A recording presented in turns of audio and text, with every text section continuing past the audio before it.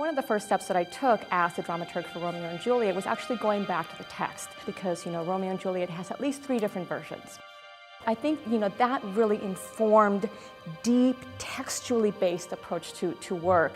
I think is what draws our audiences to us because they see it in the work. They see it in what the actors do. They see it in what designers, design for our stages. Laird Williamson has actually never directed Romeo and Juliet, believe it or not. So he's bringing to it a sense of excitement and a sense of delight and wonder in really approaching this text for the very first time.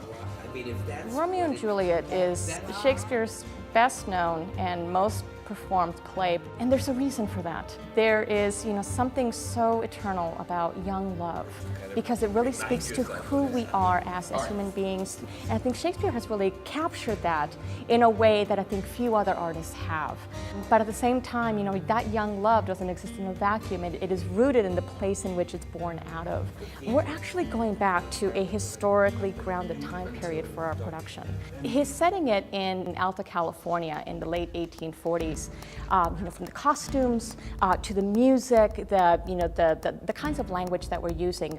We are doing Romeo and Juliet, William Shakespeare's text, but we're enriching it with the sounds of Spanish, for example.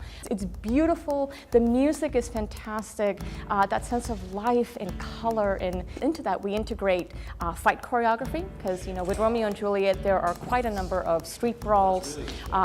This is a play that really does a fantastic job of intermixing, that kind of heat-induced hot tempers, brawls on the streets, along with the kind of poetic delight that we have with Romeo and Juliet.